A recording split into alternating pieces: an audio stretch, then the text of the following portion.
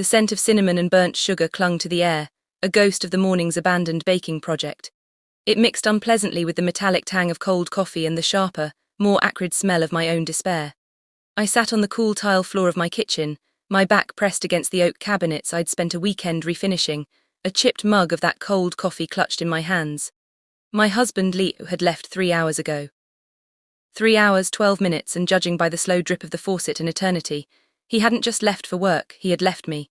His final words, delivered with a look of pained resolve that made his handsome face look almost ugly, were still echoing in the hollow chambers of my skull.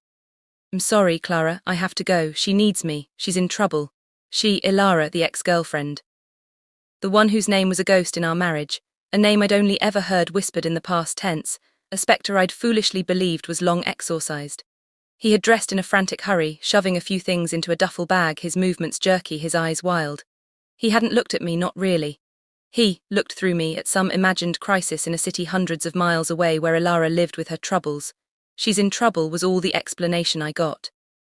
I couldn't even conjure a proper fight. The shock was too profound, too complete. It had frozen my vocal cords.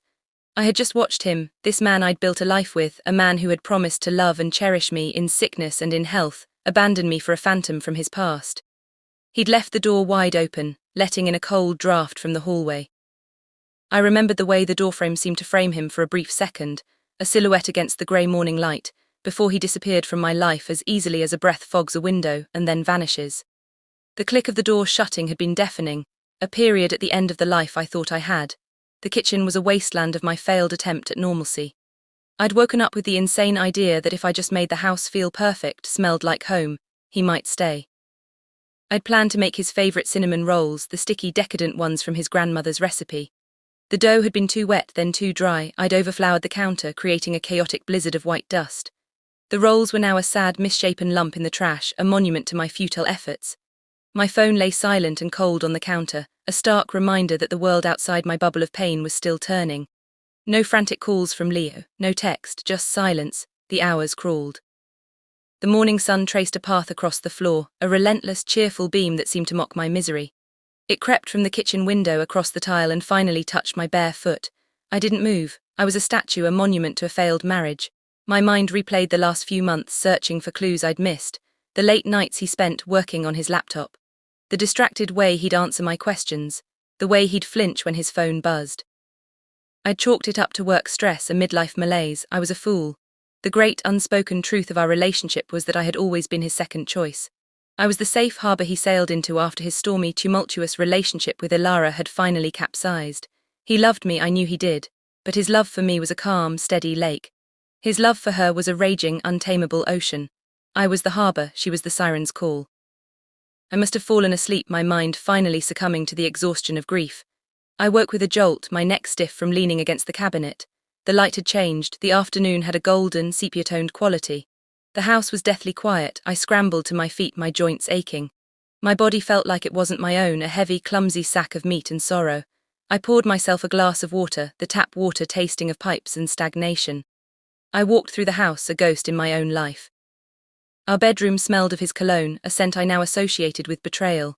His side of the bed was perfectly made, a mocking display of order in the midst of my chaos. His closet was ajar, and the stark absence of a few of his favourite shirts and his good leather jacket was a punch to the gut. He'd packed for a prolonged stay. This wasn't a day trip. Despair clawed at my throat. The practicalities of my new reality began to seep in. How would I pay the mortgage? What would I tell my family? Our friends, the life we had meticulously constructed with its 2-car garage and its weekly date nights and its carefully curated circle of couple friends, was a house of cards that had just been swept away by a hurricane named Ilara.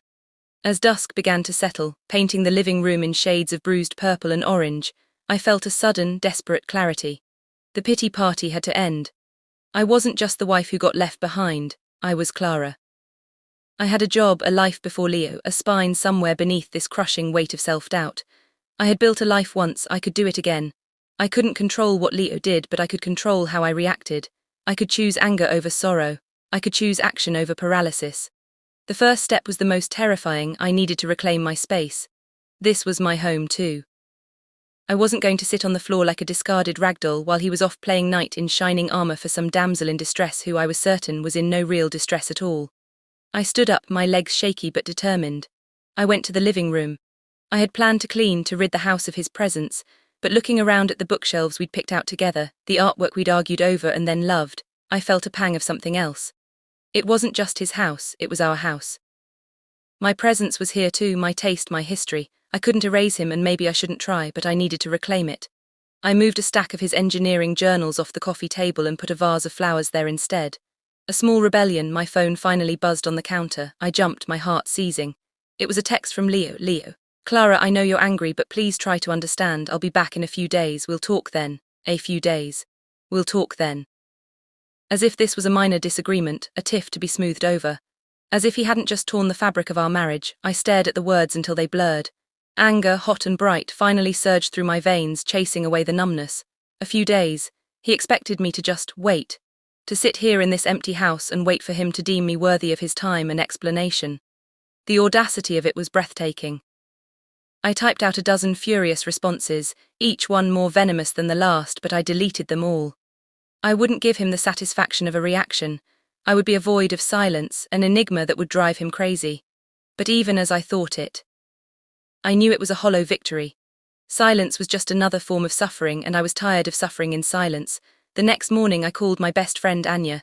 She was a force of nature, a corporate lawyer with a razor-sharp mind and a heart as big as her ambition. Her voice on the phone was like a lifeline. "Where have you been?" she demanded. "I've been calling you all day. Is everything okay?" "No," I said, and the simple admission broke the dam. The story poured out of me, a torrent of words of hurt and anger and self-pity. Anya listened without interruption, only making small, comforting noises of solidarity. When I was finished, she was silent for a moment. Then she asked the one question that I'd been too afraid to ask myself. "What are you going to do?" The question hung in the air between us. "I don't know," I admitted, my voice small. "I don't know what to do, I feel so helpless." "Not helpless, Clara," she said firmly. "You're a goddamn survivor. You got a PhD in marine biology, for crying out loud. You've navigated the goddamn Mariana Trench in a submersible. You can navigate this. First things first, what's your plan? Are you staying there waiting for him to waltz back in and explain himself?" "I don't know what else to do." "You can come here," she offered. "Just for a few days, get some space, get some perspective. Let him come home to an empty house and see how that feels." The idea was tempting. The thought of fleeing, of escaping the suffocating silence of this house, was almost as appealing as finding a way to make Leo hurt the way he hurt me. Maybe, I said. I need to be okay. I need to stop feeling so lost." "You will be," Anya said with absolute conviction. "We'll make sure of it. Now get out of that house, go for a walk, breathe some actual air. You're suffocating in there." She was right. I ended the call, and for the first time in 2 days I dressed in real clothes, jeans, a sweater, sneakers. I walked out the front door and started walking. I didn't have a destination in mind, I just needed to move. The neighborhood was quiet, the suburban streets lined with perfectly manicured lawns and the silence of people who were safely at work. I felt like an alien, a displaced person in a world that had no idea my entire reality had just collapsed. My mind was a maelstrom. Why her? What did she have that I didn't? Was it the drama, the intensity? He'd always told me that their relationship was toxic, volatile. He said he craved peace, stability. He said I was his peace. Was it all just a beautiful lie? Was I just a tranquilizer for his anxious soul, a place to rest between his fixations on her? My phone vibrated again in my pocket. I fished it out, my heart hammering. It was Leo. It was an unknown number, a local area code, not his. A part of me wanted to ignore it, to let it go to voicemail. But curiosity, that insidious human trait, got the better of me. My voice was raspy from disuse. "Is this Clara?" The voice on the other end was female, hesitant and somehow familiar. A cold dread trickled down my spine. I said, my voice laced with suspicion, It's Ellie. I'm Leo's friend. We met once at a party a few years ago." Ellie, she was one of Leo's old friends from college, a woman who had kept in touch. I had met her once, briefly. She had seemed pleasant, unassuming. I was instantly on guard. Why was she calling me? Did she know where Leo was? Was she part of this elaborate deception? "Hi Ellie," I said, my voice carefully neutral. "This is a surprise. What can I do for you?" She took a shaky breath. "I'm sorry to call you like this. I know this is probably awkward, but I need to tell you something. I'm not sure how to say this, but I think you need to know. It's about Leo and Ilara." Her voice hitched on the name, and a new, sharper kind of dread washed over me. "What about them?" I asked, my fingers tightening on the phone. "He's at her house, isn't he?" she asked, though it wasn't really a question. He went there. He thought she was in trouble." "Yes," I said, the word tasting like ash. "What's going on, Ellie? I'm a little lost here. I know they were together a long time ago, but It's not just from a long time ago, Clara, Ellie said, her voice dropping to a near whisper. She's been a presence, a constant one. She's been in contact with him on and off for years. He never told you that, did he? My mind went blank. I stopped walking, standing frozen on the sidewalk as a jogger passed me by, oblivious to the world tilting on its axis. No, I said, barely audible. He said it was ancient history. I'm sorry, Ellie said, and she sounded genuinely torn. I'm not trying to hurt you, but I see a pattern here and I think you should be aware of it. He's been her safety net. Whenever she has a crisis, and she has a lot of them, he runs, he always has. He's a fixer and she knows exactly what lever to pull to get him to drop everything and come running. He's in love with being her savior, he can't resist it. The words were a battering ram against the walls of my denial. It wasn't just a one-off. It was a pattern, a sickness, a cycle that had been spinning long before I came into the picture. I was just the latest stop on his revolving door of rescue missions. Why are you telling me this? I finally managed to ask. You're his friend, not mine. I'm watching him throw away a good marriage for a ghost, she said, her voice firming. Because it's not fair to you, and because I've seen this happen before. It's a sickness, Clara. A codependency that's toxic for everyone involved. He doesn't see it. He can't see it. He's completely blind to her manipulations. She knows exactly how to play him. She's been doing it for years. Head was spinning. I felt like I was looking at a puzzle I didn't even know existed, and the pieces were scattering everywhere. A pattern, a manipulation, it reframed everything. His distraction, his secrecy, his loyalty to her wasn't about love, it was about a pathological need to fix her. He was addicted to the drama. I was the mundane reality he came home to, the predictable, stable life that he needed to recharge before the next call to duty. What am I supposed to do with this? I asked, feeling the hot sting of tears in my eyes. What good does it do me to know all this? It gives you a choice, Ellie said simply. You can wait for him to come back, realize his mistake and hope he never does it again. Or you can take control, you can decide that you're not a second prize. That you're not a consolation prize for his failed fantasy. You deserve to be someone's first and only choice, Clara. The line went silent for a moment. I could hear her breathing on the other end. Then quietly she said, I have her phone number. Ilara's. The words seemed to hang in the air, shimmering with a terrifying potential. Why would you give me that? Because I think you need to hear it from the horse's mouth, she said. I think you need to hear her version of events. The truth is probably somewhere in the middle, but you need to know what you're dealing with. I'm sending it to you. What you do with it is up to you. The line went dead. A moment later, a text message from Ellie appeared. It just had a phone number. Area code 505, New Mexico. That's where she lived. That's where he was. The screen of my phone glowed in the fading light, the number burning a hole in my conscience. Call her. It was a terrifying, insane, and yet utterly compelling idea. The thought of speaking to her, the woman who had effortlessly dismantled my life without even being in the room, made my stomach churn. But the thought of remaining silent, of continuing to be a passive victim of this bizarre love triangle, was worse. I walked back home, my legs on autopilot. The house was dark, a hollow shell. I stood in the living room, looking at the phone in my trembling hand. The number seemed to pulse with malevolent energy. I thought of Leo, presumably at her side, playing the hero. I thought of her manipulating him with her crisis, basking in his attention. I thought of myself, the sucker who believed in the house, the picket fence, the quiet love. Indignation, cold and sharp, hardened into resolve. I wasn't going to be a victim. I was going to be an investigator. I was going to find out the truth, even if it was ugly. Even if it destroyed the last shreds of my hope. I needed to know. It was the only way to move forward, to heal, to decide. I sat down on the sofa, my heart hammering against my ribs. I took a deep, shuddering breath. I looked at the number one last time. Then, before I could lose my nerve, I pressed the call button. It rang once, twice, 3 times.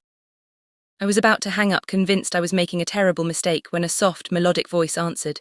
Hello, it was her. It was Ilara. There was no mistaking the voice.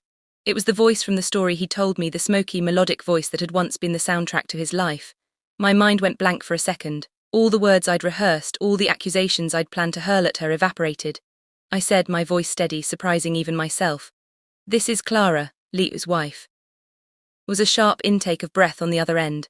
A long, pregnant pause filled the space between us. I could picture her wide-eyed, trying to figure out how to play this.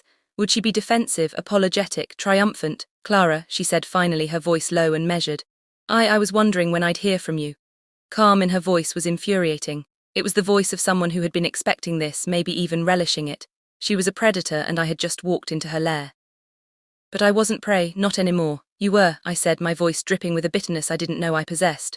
Well, I'm sure you were. After all, you've been patiently dismantling my marriage from thousands of miles away. It's only fair that you get to see the result of your handiwork. You're angry, she said, her voice taking on a placating tone that made my blood boil. I understand, I would be angry too, but it's more complicated than you think. Is it? I shot back. Enlighten me. Explain how it's more complicated than my husband dropping everything and flying across the country because you snapped your fingers and said you were in trouble. I was in trouble, she said, and a hint of steel entered her voice. It wasn't a game. I was in a dark place, a very dark place, and Leo, he always knows how to help me, I said, latching onto the word. So this is a regular occurrence. Him running to your rescue. He been there for me during some very hard times, she said, evading the question. We have a bond, Clara, it's not something that just goes away. We were together for a long time. We understand each other in a way that other people just can't. People, you mean me, I said flatly. You don't think I understand him. You don't think I'm capable of being there for him. I think you love him, she said, and her voice was calm again, a master manipulator's voice. I can hear it in your voice. I'm not trying to take him away from you, Clara. I'm just a part of him, a part that will always be there. You have to accept that. A part of him. A cancerous part. A parasitic part that fed on his need to be needed. A part that was now consuming our marriage. Her words were so patronizing, so utterly convinced of her own importance that it flipped a switch inside me. The anger I felt for Lee, the sorrow, the confusion, it all coalesced, and I focused it on the voice on the phone. He's my husband, I said, enunciating each word clearly. And you are an ex-girlfriend who has been using him as an emotional crutch for years. That's the truth, isn't it? He told me your relationship was toxic. Volatile, he said it was over. But you've been feeding him a line, making him feel responsible for you, keeping him on a leash. You don't love him, you love the power you have over him. You love that he drops everything to come save you. It's an ego trip, Ilara, a sick, twisted ego trip. Silence on the other end was deafening. For a moment I thought I'd gone too far, but then she let out a bitter, humorless laugh. It was a sound that was utterly devoid of joy. You think you know me, she said, her voice now laced with a cold anger. You think you know what I've been through. You have no idea what kind of life I've had, the things Leo and I survived together, the darkness, the chaos. You see a nice, neat little world from your perfect, comfortable life. You have no idea what it's like to claw your way out of the abyss. That's my fault, I retorted. That's my